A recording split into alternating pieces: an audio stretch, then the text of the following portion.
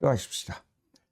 하나님 아버지 감사합니다. 말씀을 주신 은혜를 가슴속에 깊이 간직하고 내 영혼이 날마다 하나님과 살깊은 피를 나누는 교제 속으로 들어갈 수 있도록 역사해 주시옵소서.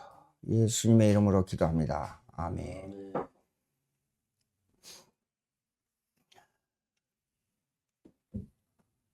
지난번에 24절 갈리지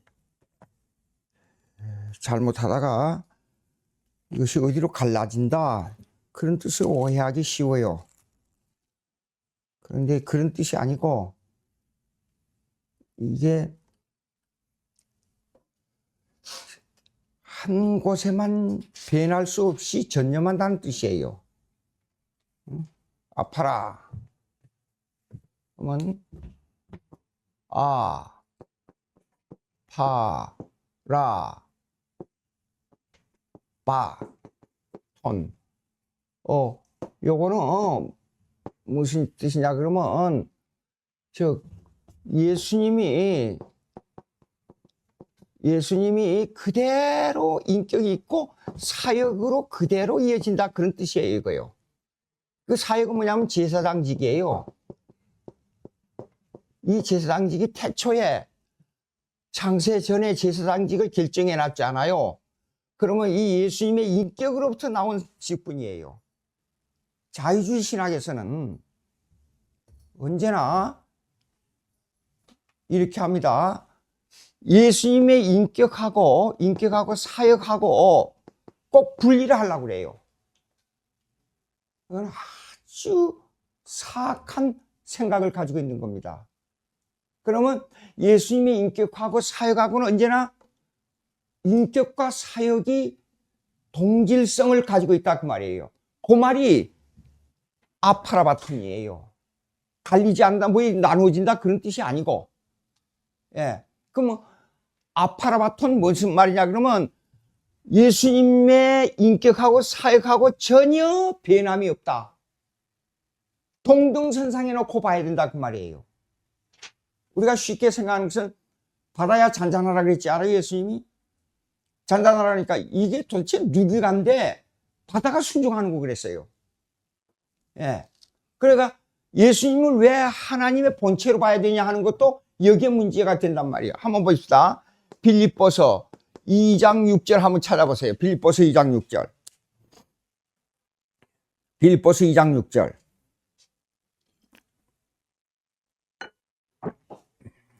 빌립보서 2장 6절.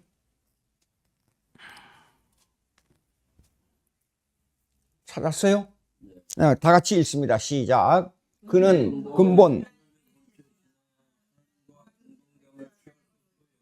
아니하시고 그 다음에요. 오히려 자기를 비워 종의 형체를 사람과 같이 되었다. 그러면 그것이 예수님의 변화예요. 그게 어떤 변화냐 하는 문제입니다. 그러니까 이런 것을 트집 잡아가지고 예수님의 인격과 사역을 다르게 보면 안 된단 말이에요. 그거는 이거는 질적 변화가 아니에요. 예수님이 인간을 취하시고 이 땅에 오신 것은 질적 변화가 아니고 이것은 하나의 이 죄인을 대신하는 그 뭡니까 모양이 변한 거예요. 그러니까 이런 흠점을 잡아가지고 자꾸 자유주의 신학을 말하면 안 된다. 자, 그러면 보시겠습니다. 여기에 왜 이 말이 나와야 되냐 하는 것은 예수님이 왜 그렇게 그 인간의 모양으로 오셔야 되냐 하는 문제는 아담으로 올라갑니다. 아담의 범죄로 올라가요. 이것이 아담의 범죄로. 꼭 그렇게 돼야 되는 이유가 있어요. 아담의 범죄는 이렇습니다. 이걸 조금 아담의 범죄는 선을 행할 수 있는 힘이 전혀 부족해요. 이것을 일단 여기에서 칼빈주의 5대 교리를 좀 설명해야 돼요. 이것 때문에. 칼빈주의 5대 교리 그러면 1. 인간의 전적 부패. 그 다음에 두 번째 무조건적 선택.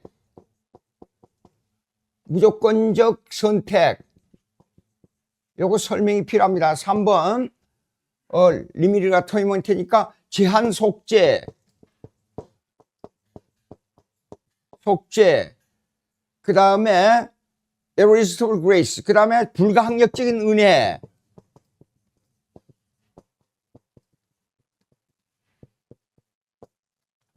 그 다음에 perseverance of saints. 그러니까 5번은 성도의 견인. 이거하고 지금 관계가 있어요, 이거예요. 예. 자, 그러면 요거 설명할게요. 요거는 이 뜻이 이렇습니다. 이거 뜻이 그냥 요렇게만 그대로 문자 그대로 보면 안 되고 이걸 뜻을 이해를 해야 돼요. 이게 무슨 뜻이냐 그러면 자, 전적 부패는 자력으로 하나님의 선을 할 수 없다 그런 뜻이에요. 자력으로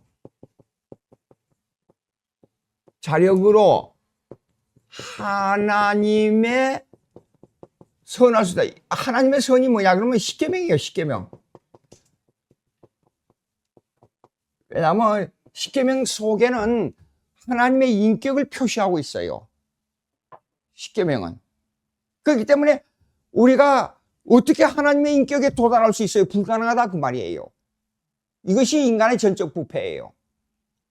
예. 근데 우리에게 남은 거는 뭐냐 그러면 왜 국가를 유지하기 위해서는 구약에는 신정정치였잖아요.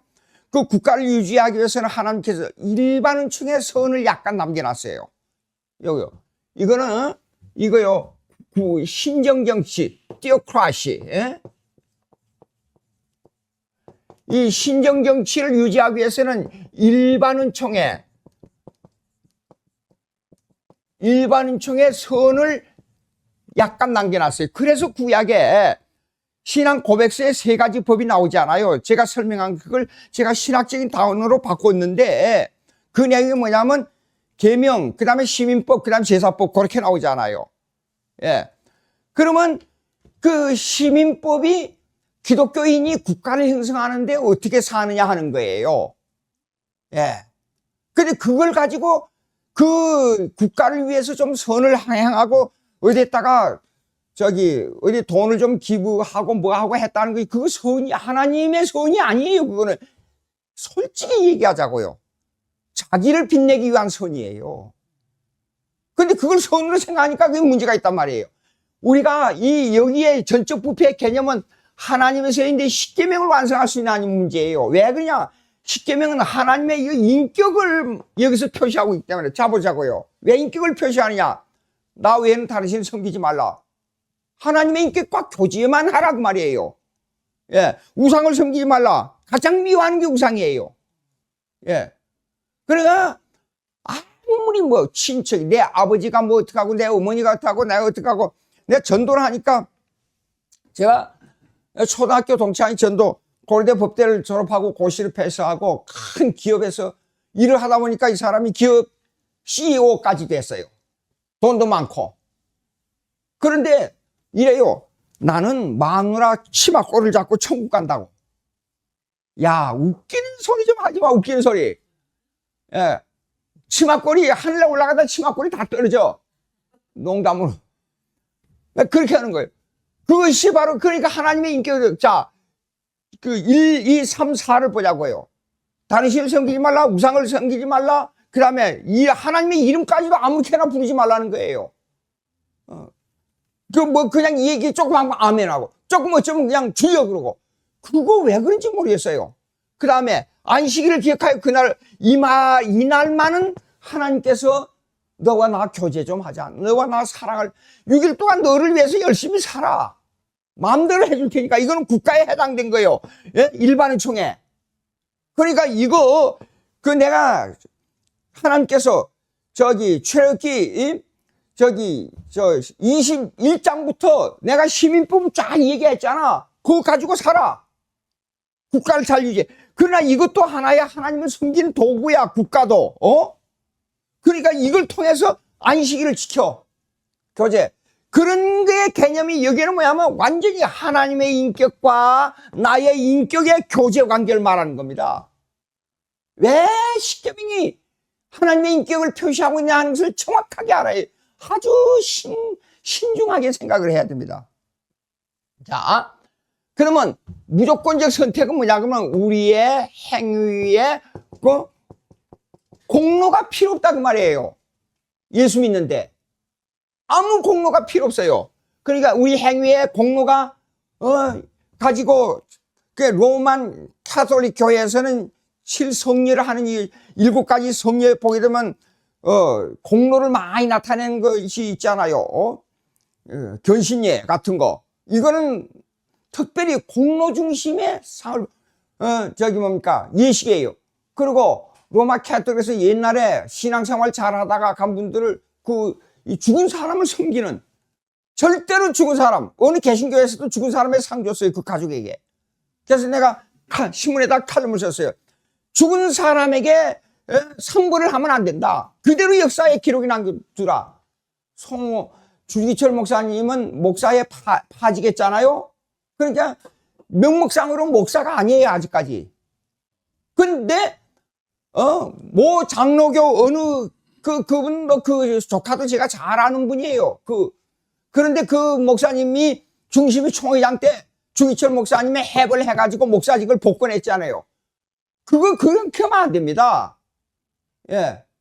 손양 목사님은 노예에서 쫓아냈지 않아요. 근데 두 분 다 노예에 순복하지 않고 총회에 순복하지 않는다 이게요. 그래서 형벌을 가한 겁니다. 여기 이해가 돼요? 그분들은 오히려 더 신앙을 본받도록 떠받들어야지. 이런 불법을 행하는 겁니다. 이것이 다 한국 교회에 병들게 하는 원인입니다. 예. 말이 조금 다른 데로 나갔어요. 절대로 공로에 의존해서 이 사람을 예수 믿도록 하지 않는다. 그 다음에 제한 속죄라는 것은 뭐냐 그러면 요거는요 나가게 되면 이 의미는 무슨 의미냐 그러면 쌍방 예정이란 뜻입니다. 쌍방 예정. 요거는 상당히 깊은 내용인데 이거 설명하기가 곤란하지만 여러분요 이렇습니다. 요걸 그냥 쉽게 설명하면 이렇게 사람들이 많이 있어요. 이렇게 수많은 사람들이 이렇게 있어요. 예? 근데 여기에 이 많은 사람들, 너는 참 너 볼 것 없이 뭐 공로도 없고 필요 없어 나는 너를 예수 믿겠다고 이렇게 정해놨어요. 이 동그라미 친 사람들만. 그것이 예정론이 아니에요. 요거는 내버려 둔 거예요. 요건 내버려 뒀다. 그래서 이걸 갖다 유기, reprobation이라 그래요. 유기. 그리고 이건 내버려 둔 것이 아니라 그런 게 아니고 창세 전에 하나님께서는요, 왜 제한 속죄라고 말하냐. 보십시오. 이 사람은 믿도록 예정하고 이 사람은 버리도록 예정했어. 둘 다 예정이지 한쪽만 예정한 게 아닙니다. 근데 한국에서 많은 분들이 다 사람들이 있는데 이 사람들만 믿도록 예정했다. 그걸 예정론으로 생각하는데 그게 아니에요. 왜냐하면 버리기로 결정한 사람을 왜 버리기로 결정하느냐 그러면 그걸 왜 예정이 들어가야 되냐 그러면 버리기로 결정한 사람을 통해서 하나님의 일을 해야 되기 때문에 그래요. 여러분 생각해 보십시오. 가룟 유다가 없었으면 예수님이 십자가에 못 박혀 죽겠어요? 아니죠. 그러니까 가룟 유다는 우리가 이렇게 말해야 됩니다. 내 갈 길로 갔다. 제 갈 길로 갔다 그래야지 그 사람 지옥 간다. 그렇게 말하면 성경적으로 말하는 게 아니에요. 그런데 그렇게 하나님께서 사용하기 위해서 가룟 유다를 선택한 거예요. 12제자 중에 가장 똑똑한 머리, 가장 계산에 밝은 머리, 가장 상황 판단에 빠른 사람이 누구냐 그러면 가룟 유다예요. 그런데도 불구하고 베드로 이거 멍청이에요. 그거요. 보니까 느닷없이 죽어도 세상이 다 보내도 안 변하겠다는 거 금방 가서 예수님을 3번 부인했잖아요. 예? 그리고 완전히 여자 같은 남자 한 사람 있지요. 요한. 예, 그 다음에 가만히 앉아서 서당에서 채찍들 매들고 서당의 선생질이나 하는 사람 좋은 사람 있어요. 그 사람이 야고보예요. 그런데도 상황 판단이 빠르고 계산이 빠른 사람이 있었어요. 오직에서야 이 사람이 제자들이 뭘 쓰고 다니는 재정을 쓰고 다니는데 전대를 찾다. 오늘날로 말하면 회계, 한 단체 회계예요. 가문유다가. 그런데 하나님께서 이를 사용했습니다. 그러니까 예정 가운데 이 사람이 결정이 안 됐으면 그런 일을 못합니다. 자, 보십시오. 왜 예정이 절대적으로 예정이라고 말할 수 있냐? 예정을 부정하면 사실 난 예정을 부정한다 그러면 난 그런 예수 안 믿겠어요. 왜 그러냐면, 자, 보십시오. 앞으로 얼마나 있으면 일어날 일이에요. 야, 나와 같이 손을 댄 자가 나를 팔 거야. 분명히 그때 가룟 유다를 향하여 예수님이 예언했어요. 그렇죠? 그러면 이거 안 해야 돼요. 경고가 들어갔기 때문에. 그런데 보십시오. 그대로 하는 거. 악령이 들어가니까 이 사람은 자기 의지를 못 변하는 겁니다. 이게 하나님의 예정이 아니고는 이게 해석할 수가 없어요. 생각을 해봐요. 예. 자, 그 다음에 불강력적인 이게 예정된 사람은요, 요렇게 된 사람들은요, 어떻게 되냐면, 하나님을 아무리 반대하려 그래도 불가능하게 결국은 이 사람은 하나님의 은혜 속으로 들어갈 수밖에 없다. 그런 뜻이에요. 불가항력적인. 그 다음에 이 성도의 견인은 뭐냐 그러면 사실상 성화론에 대한 겁니다. 내가 요새 지난주 월요일 날 성화론에 대해서 누구 어느 책에 내서 대단한 책을 읽어보니까 이분이 말한 것 보니까 윤리 도덕적 변화를 성화하는데 이게 틀린 겁니다. 아닙니다. 성도의 견인은 뭐냐 그러면 한 번 선택된 사람은요, 선택 2번 나오지요? 이 선택된 사람은 아무리 타락의 길을 갈지라도 다시 회개하고 돌아온다. 그런 뜻이에요. 예. 한 번 선택된 사람은 아무리 타락한 길을 갈지라도 다시 회개하고 돌아온다. 그러니까 한 번 예정된 사람, 어떤 목사님이 그렇게 설교한 걸 들었는데 아무리 예정됐다 그래도 타락하면 다시 지옥 간다 그러더라고요. 아닙니다. 자, 이렇습니다. 그러면 이 원인이 중보인데, 이거 중보사역. 예? 중보사역인데, 이 중보사역이 누구냐 그러면 예수 그리스도. 중보사역이 뭐냐 그러면 제사장직입니다. 예. 인간과 하나님 사이에 중보사역이 있어요. 자, 여러분 1만 달란트 비유 나오지 않아요? 1만 달란트 비유. 주기도문 우리들에게 빚진 자에게, 우리 죄진 자에게 죄를, 그게 아니고 원래 빚진 자란 뜻이에요. 그것이 마태복음의 비유로 1만 달란트 비유를 말씀하는 겁니다. 자, 보세요. 이 사람은 같은 동관인데 100데나리온이에요. 데나리. 그럼 그때 당시에 100데나리 그러면 하루가 일하는 값이 1데나리예요. 1데나리. 1데나리 여기 되면 이거 100데나리 100일 일한 거예요. 100일 일한 값을. 그러면 일반 노동자라도 열심히 일하면 100일 일한 건 돈 갚을 수 있어요. 근데 1만 달란트는요 20억 불이에요. 계산해 보니까. 예. 금으로 계산하는 겁니다. 이거. 그러면 이거 1만 달러 20억 불을 어떤 사람이 이거 갚을 수 있어요? 노동자가? 전혀 불가능합니다. 그런데 동관은 같은 동관이 있어. 같은 일한 사람이니까 이건 갚아줄 수 있는데 이 사람을 끌어다가 왜 빚진 거 안 갚았냐 하고 오겠다가 가뒀어요. 근데 이 사람은 주인으로부터, 그거는 주인이에요. 이 주인은 여기서 누구를 말하냐면 하나님이에요. 하나님인데 이 하나님의 주인이 20억 불을 갚아줬어요. 왜냐하면 이 사람은 생명을 주고라도 이걸 갚을 수가 없으니까 너 생명을 대신해서 내가 책임져준다. 그런 뜻이에요. 예.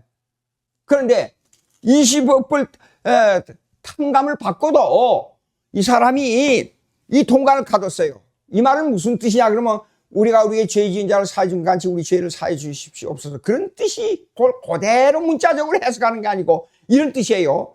무슨 말이냐 그러면 이것이 중보사역의 빚을 갚아준다는 뜻인데, 중보사역의 빚을 갚아준다는 뜻은 뭐냐 그러면 이렇습니다. 우리가 100데나리온 빚진 자를 쉽게 탕감받은 것처럼 우리의 죄인 1만 달란트의 빚을 우리의 생명을 다해도 못 갚으니 하나님께서 이 죄를 갚아주시옵소서. 그런 뜻이에요. 다시 한번. 우리는 100데나리온의 빚진 걸 쉽게 갚아줄 수 있는 것처럼 가볍게, 그만큼 가볍게 1만 달란트의 우리의 죄를 주님께서 용서해 주시옵소서. 그런 뜻이에요. 예, 그 깊은 뜻을 우리가 알아야 돼요. 자, 여러분 자세히 읽어보십시오. 그 내용을요. 예, 먼저 하나님으로부터 1만 달란트의 빚을 탕감받았어요. 먼저. 예, 우리가 100데나리온 요것을 탕감해 줬기 때문에 1만 달란트 빚을 우리가 탕감받은 게 아닙니다. 먼저 1만 달란트 탕감을 받았어요. 먼저 우리가 예수님으로부터 이 중보사역자, 이 제사장직으로 말미암아 그 죄가 우리에게 덮어져 버렸어요. 그런데도 불구하고 우리는 이걸 못한단 말이에요. 그러니까 어떻게 회개해야 되느냐? 하나님 아버지, 나는 100데나리온 빚진 자 갚아줄 수 있는 역량이 없습니다. 회개합니다. 그러니 주님, 1만 달란트에 내 생명을 바꿔도 이걸 못 갚을 빚을 갚아주시니 하나님 회개합니다. 용서해 주시옵소서. 그런 뜻이에요. 그런데 이 제사장직이라는 것은 엄청난 내용입니다. 그러니까 예수님의, 그러니까 죄인을 대신해서 완전히 스스로 성경을 읽어보세요. 스스로 자신을 버린 거예요. 그리고 이게 제사장이라는 것은 뭐냐면 희생의 제물이 됐다니까. 하나님은 아까 얘기한 대로요. 하나님은 아담의 범죄함으로 죄값을 찾아야 돼요. 대가를. 그걸 결치라 그래, 결치. 죄값을 찾아야 돼요. 이 죄값을 찾아야 되는데, 예수님의 살과 피를 그걸 제사직으로 바꿔놔서 하나님 마음이 온유해졌다. 그 말이에요. 예. 이것은 일본의 기다무리의 노우메 신학하고는 또 다른 겁니다. 그 말은 나중에 이제 신학교에서 이건 할 수 있는 얘기니까 오늘은 여기서만 얘기를 해야겠어요. 어쨌든 하나님의 마음이 유화됐다. 이게 단계가 있어요, 단계. 언젠가는 한 것 같아요. 1. 하나님과 소원됐어요. 거리가. 하나님과 소원됐어요. 아담으로 말미암아. 두 번째, 하나님의 마음이, 그 다음에 예수님의 제사를 받으시고 하나님 마음이 소원, 그 다음에 유화됐어요. 유화. 부드럽게 됐다. 그 말이에요. 그 다음에 세 번째, 이 적대관계가 있어요. 이사야 49장. 이 적대관계가 어떻게 되냐? 예? 적대관계가 뭐냐 그러면 이겁니다. 이사야 49장 한번 보십시오. 이사야 49장.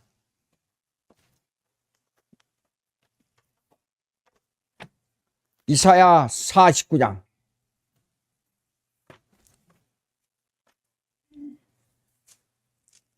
혹시라도 제가 잘못 기억하고 있는지도 모르니까 제가 꼭 찾아봐야 되겠어요.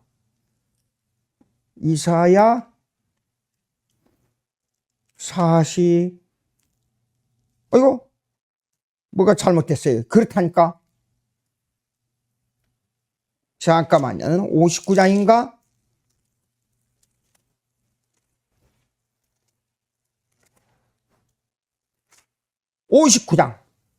이사야 59장 1절.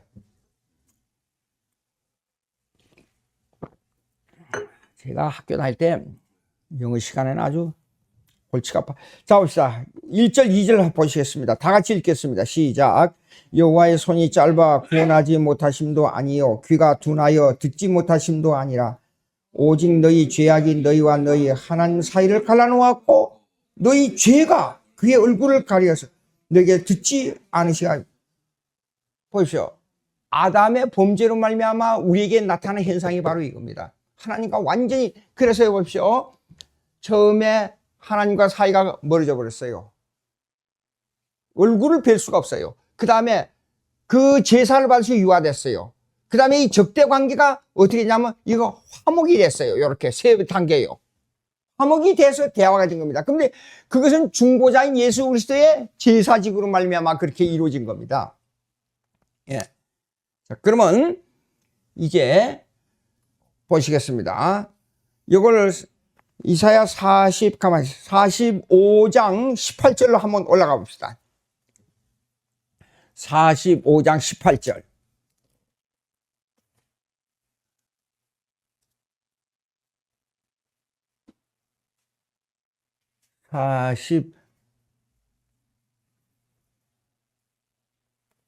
잠깐요. 이거 이게 45장 2절로? 아니. 요거,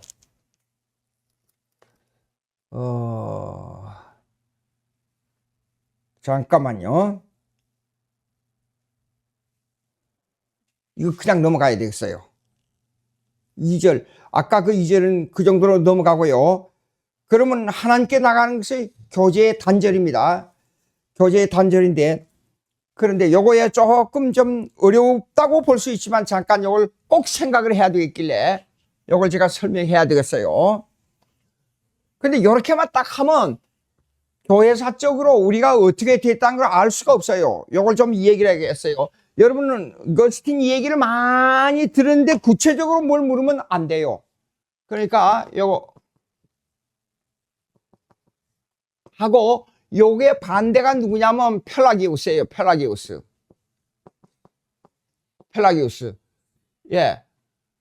어거스틴하고 요거 펠라기우스 반대예요. 그러면 어거스틴은 하나님의 은혜를 강조하고 하나님의 예정을 강조하고, 아까 저기에 나오는 요 내용을 사실상 이 전제로 하고 강조한 분이 어거스틴이에요. 평상시에 거스틴 하다가 어거스틴 이렇게 말하려니까 조금 혓바닥이 빨리 안 돌아가는데, 그렇게 하고, 이거는 요거에 반대돼서요, 요거 인간의 자유의지를 강조해요. 자유의지를. 그러면 이것이 종교개혁 후에 17세기로 넘어와서 이것이 어거스틴의 뒤를 이어서 칼빈이 이걸 강조해요. 근데 요 뒤를 위해서 누가 하냐면 알미누스가 이걸 요 인간의 자유의지를 강조해요. 조금 설명하자면 이래요. 이 전적 부패에서 인간은 고장난 존재이지 전적 부패가 아니다. 그러니까 스스로 하나님을 인식할 수 있다, 이렇게 말합니다. 그 다음에 두 번째, 이거는 선택에 있어서 주로 이렇습니다. 무조건 선택이 아니라 선택의 개념은 내 자유의지가 전제이지 하나님의 선택이 전제가 아니다, 이렇게 말을 해요. 그러니까 선택된 것도 내가 거절할 수 있다고까지 말을 합니다. 그 다음에 세 번째, 제한적 속죄는 뭐냐 그러면, 이렇게 속죄가 돼 있어, 이렇게 딱 돼 있어요. 그러면 이것을 다 전체를 이래놓고 어느 쪽을 택하겠느냐 할 때 내 자유의지로 이것을 일부에 동참이 돼야 된다는 주장이 이게요, 제한 속죄를 거절하는 겁니다. 내 자유의지를 가지고 선택하고 말고를 내가 결정할 수 있다, 이거예요. 그 다음에 불강육증은, 이것도 내 자유의지를 가지고 하나님의 은혜를 거절할 수도 있다, 이거예요. 그 다음에 이 극단적인 반대가 이건데, 하나님의 선택이 결정된 후에 이것이 결단코 아무리 내가 타락할지라도 하나님께서 다시 회개에 돌이키게 한다, 그게 아니고 내가 돌이켜야 된다, 그 말이에요. 그래 반대했습니다. 자, 여러분들, 제가 자주 이 책을 읽으라 하는 이유가 있어요. 자, 여기에 돌트 신조라는 게 있어요. 돌트 신조. 웨스민스터 신조에 바로 보게 되면 DORT, 돌트 신조에 보게 되면 1618년, 그러니까 17세기에 이 사건이 벌어졌어요. 이 사건이 벌어졌는데, 초대교회 이래로 제가 이제 쓴 글 잠깐만 요 중간 빼고 몇 자만 읽어볼게요. 이래로 역사적 교회는 교리적 순수성을 지키기 위해 신실한 성도들의 생명을 요구하고 있었다. 그들은 정치적 박해, 이단들의 농락, 그리고 회색주의 신자들의 모함을 뿌리치고 신앙 고백을 지켜왔다. 그 가운데 또 하나의 신앙 고백이 바로 돌트 신조이다. 지역에서 칼빈주의 교회가 세워지기 시작했는데, 그 원인은 1560년 닐키누스에 의해 칼빈의 기독교 강요가 화란으로 번역되어 나왔고 1571년 화란의 엔뎀 총회에서 벨직 신앙 고백서와 하이델베르그 교리 문답서를 정식으로 받아들였기 때문이다. 이로 인하여 화란 지역에서의 칼빈주의의 교회들은 힘을 발휘하기 시작했다. 자, 그런데 반대가 나옵니다. 예정론에 관한 시비는 제이콥 알미누스, 여기 알미누스 썼죠? 알미누스에 의해 일어났다. 그는 인간의 전적 부패를 약화시키며, 지금 제가 여기 말씀드린 인간의 타락, 전적 부패를 약화시키며 선택과 유기의 교리, 제2항입니다. 유기의 교리를 부정하고 인간의 자유의지가 구원에 동참한다는 교리. 동참하는 것은 뭐냐 그러면 불가항력적에 관한 문제입니다. 예. 교리를 주장했다. 그리고 벨직 신앙고백서의 하이델베르그 교리문답서의 수정을 주장했다. 당시 여보십시오. 이 교리를 바꾸자 하는 것은 아주 중요한 문제입니다. 기독교 역사에서 이 신앙고백서를 바꾸자 그러면 이단입니다. 무조건. 그러니까 사도신조를 꽂히자 그러면 무조건 이단이에요. 사도신조 거절하고 지금 안 하는 교회가 있잖아요. 사실상 교회의 사적으로 볼 때 이단입니다. 근데 그거는 성경이 아니니까 못 받아. 아니, 정신 나갔지. 정신도 그렇게 나갔어요. 자, 봅시다. 사람이 죽었다. 세상을 떠났다. 그 다음에 그 사람의 심장이 멎었다. 단어만 틀리지 똑같은 내용 아닙니까? 예. 근데 성경이 아니니까. 그러면 단어적으로 보자고요. 하나님 천지를 창조하사. 성경에 나와요, 안 나와요? 예수 그리스도의 십자가에 못 박혀 죽으사. 성경 그대로입니다. 근데 이것을 짧게 만들었다고 성경이 아니니까 배제한다. 이런 정신없는 사람이 누가 있어요? 예? 자, 보십시오. 그러면, 당시 회의의 의장인 요한에서 모게르만은 항변파인 알미누스 옹호자들을 해임함과 동시에 최종 결정을 낼 것을 선했다. 회의의 결정은 항변파의 주동자인 올뎀 마르네 멸트는 참수행을, 알미누스의 대표적인 신학자 그로티우스는 종신행을, 그리고 200여 명의 알미니안주의 목사들은 파면청을 받았다. 오늘날 이 사도신조를 거절한 사람들에 의하면 이 형편을 보게 되면 전부 참수형 내지 종신형 내지 목사 파면이에요. 어떻습니까? 예? 그러니까 오늘날 교회가 자꾸만 타락해 간다 이게. 다시 얘기인데요. 예수님의 제사지가고 예수님의 인기강은 절대 동질선상에서 놓고 봐야 된다니까요. 이걸 거절하면 안 돼요. 왜 사도신조는 예수님의 탄생부터 재림까지를 그렇게 세밀하게 썼느냐? 이건 이유가 있어요, 이유가. 성경을 요약하는데도 아주 중요한 부분만 따서 딱 이렇게 요약해놨어요. 근데 이걸 거절해요? 오늘 수요 기도의 사람들이 그렇지만은 저주에 그거 하자. 파면하라. 뭐 어쩌라. 막 이렇게 그 저주스러운 말 제발 쓰지 말았는데 계속 쓰고 있어요. 그러지 말고 그 사람들을 돌이키도록 회개하게 해주시옵소서. 하나님의 은혜가 임하기. 이게 좋은 말을 써야지. 파면하라. 남을 저주하는 그 문장에다가 쓰면 어떡하냐 말이에요, 이거요. 사람을 구해야지. 그러나 오늘날 우리가 다 그런 단어 하나에서 문제가 생깁니다. 막 욕설해야 되고. 예. 그러면 이게 자연히 반작용이 생겨요. 자, 지금 이렇게 됐습니다. 그러면 그래서 이런 현상이 역사적으로 이거 연도까지 전부 썼습니다. 여기다가요. 알미누스는 1560년부터 1990년까지 살았던, 그러니까 1590년까지 이거 연대가 잘못됐어요. 제가 고쳐야 돼요. 그걸 제가 다시 해놨는데, 예. 살면서 오늘날 이렇게 했습니다. 자, 본문으로 돌아가겠습니다. 본문으로 요점을 전부 정해서 설교하고 마치겠습니다. 25절, 그 자기를 힘입어 하나님께 나아가는 자들은 나아간다는 말이죠. 무슨 말이죠? 교제한다는 말입니다. 온전히 구원할 수 있으니 이는 그가 항상 살아계셔. 왜 항상 살아계셔? 예수님은 창조부터 천국에 올 때까지 계속 존재하니까 예수 그리스도의 인격과 존재는 이것도 동일선상에서 놓고 봐야 돼요. 예수님을. 예. 그러니까 영원에서 영원까지예요. 예수님은. 이스니 항상 살아계셔 그들을 위하여 간구하심이라. 왜 간구해요? 지금도 살아계셔서 간구해요. 우리를. 그 다음에 이러한 제사장은 우리에게 합당하니 거룩하고 악이 없고 더러움이 없고 죄인에게서 떠나고 계시고.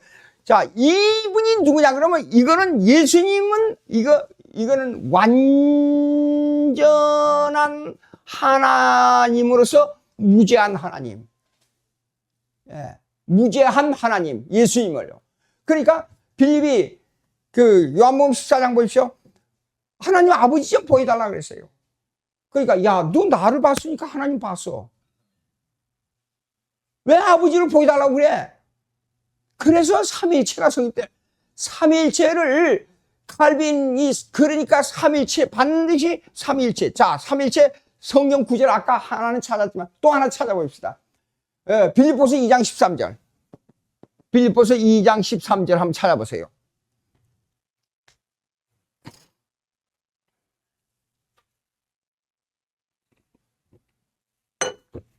다 같이 있습니다. 시작. 너희 안에서 행하시는 이는 하나님 신이야 그랬어요. 그까지만 됐습니다. 우리의 심령을 자꾸만 움직이고 내 마음을 깨우치게 하고 이랬습니다. 우리의 신앙 고백서 읽으면 있어요. 이런 게 나와요. 성령 사역에 있어서 일반적 방법을 성령이 사용한다는 말씀이 나와요. 무슨 말이냐 그러면 성경 안 읽었어요. 기도도 안 했어요. 근데 갑자기 보다 보니까 전혀 뜻밖의, 생각지 않는 뜻밖의 사건이 벌어졌어요. 그럴 때, 이거는 하나님의 섭리인가? 그런 경험이 있어요, 없어요? 다들. 그거는 성령이 눈에 보이는 일반적 사건을 통해서 하나님의 인격적 인식을 하도록 만드는 거예요. 그러면 내 마음속에서 행하는 이는 누구예요? 성령이 성령. 근데 그분을 하나님이라 그랬어요. 예. 자, 그러니까 삼일체 하나님을 이렇게 말하고 있는데 여기에 칼빈을 반대하는 사람이 누구냐면 세르베투스라는 사람이 있어요. 세르베투스. 이 사람이 있어요. 이 사람이 삼위일체를 부정했어요. 그래서 화형당했어요. 근데 그때 당시에 이 사람을 살리기 위해서 칼빈이 사람 죽였다는 말 많이 들었지요, 여러분? 근데 딱 한마디 연기했습니다. 어떻게 한마디 했냐 그러면 당시에 로마 캐토릭에서도 화형 처분 내렸어요. 개혁교회에서도 화형 처분 내렸어요. 그리고 시의회에서도 화형 처분 내렸어요. 그럴 때도 불구하고 이 개혁교회에다가 편지할 때도 뭐냐 그러면 좀 미루자, 칼빈은. 그리고 감옥에다가 편지를 보낸 거예요. 세르베투스한테. 그래가지고 내 삼일체만 받아들이라. 그러면 시의회에다가 탄원해야겠다. 그렇게 했는데도 일방적으로 편지 끊어버렸어요. 세르베투스가. 그리고 아주 시의회와 개혁교회를 향해서 저주스러운 욕설을 퍼부어가지고 편지를 보냈어요. 그러니까 더 화가 난 거예요. 시의회나 개혁교회. 왜 시의회가 나오냐면 그때 당시에 이 중세교회가 전 세계를 지배하고 있었기 때문에 모든 사역권은 교회에 달려 있었어요. 그렇게 무서운 힘을 발휘했습니다. 오늘날 교회 보면 참. 예. 그래가지고 개혁교회에서 더 화가 나가지고 반드시 아주 강하게 화형을 쳐야 된다. 그런데도 불구하고 칼빈은 뭐냐면 화형은 좀 면하게 해달라. 너무 고통스럽다. 그렇게 탄원했는데도 시위에서 이런 악독한 사람 안 된다 그래가지고 사형 처분을 내려버렸어요. 로마 캐토릭에서 만약에 삼위일체를 그때 당시에 삼위일체는 철저하게 로마 캐토릭이 강하게 주장하고 나온 겁니다. 그럼 칼빈은 어떻게 해야지요? 결국은 그래가지고 칼빈이 나중에 가서는 어쩔 수 없이 사형을 처분할 수밖에 없겠구만요. 그 말 한마디를 가지고, 예? 그 말 한마디를 가지고 칼빈이 사람 죽였다. 심지어는 수십 명을 죽였다. 이런 거짓말을 해요. 뭡니까? 필립 샤프에 요즘 마친 거에 한국말로 나왔어요. 저한테는 전부 영어로 된 책인데, 읽어보니까 아무리 봐도 직접 사형을 처분하라고 말한 적이 없어요. 칼빈이. 근데 왜 그런지 모르겠어요. 그래가지고, 그러니까 삼일체, 잡으십시오. 사도신경은 삼일체에 대한 신앙 고백이에요. 맨 처음에 하나님 나오지 않아요. 그 다음에 예수 그리스도의 제사장직에 대해서 아주 세밀하게 나옵니다. 그 다음에 성령이 나오죠. 성령 교회로 나오지 않아요. 삼일체 하나님을 고백한 것이 사도신경이에요. 근데 이걸 부정하면 돼요? 그래서 사도신경 부정하면 이단이라니까요. 자, 그 다음에 27절. 그는 저 대제사장들이 먼저 자기 죄를 위하여 다음에 백성의 죄를 위하여 날마다 제사 드리는 것 같이 할 필요가 없어요. 이거는 구약의 제사를 드리는 걸 말합니다. 예수님이 많은 사람을 위하여, 온 인류를 위하여, 그러면 그건 비성경적이에요. 많은 사람을 위하여 단번에 제사를 드렸기 때문에 이제는 제사직이 필요 없어요. 그래서 구약의 제사직은 끝난 겁니다. 성경대로 믿으라, 성경대로 신앙생활 해가지고 저기 뭡니까, 안식교인들하고 싸울 때 당신도 성경대로 해야 되죠. 토요일 날이 안식일 맞아요, 그거는. 근데 신약에 와서 날짜 절기 지키는 거 이제는 평론하지 말라 그랬어요.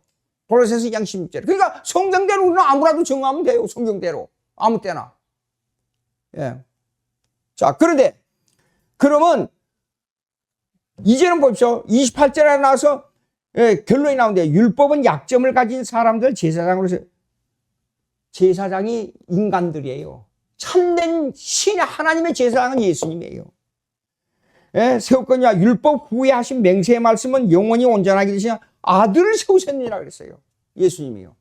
이 제사직에 대한 내용을 쫙 설명합니다. 완전한 제사직, 이것이에요.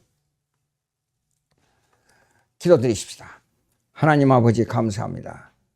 우리에게 주신 은혜를 따라 하나님께 영광을 돌리게 우리의 몸과 마음과 모든 영혼을 사용해 주시옵기를 간절히 바라옵고, 예수님의 제사직에 대한 깊은 은혜 위에 은혜를 더하게 주시옵소서. 예수님의 이름으로 기도하옵나이다. 아멘. 60장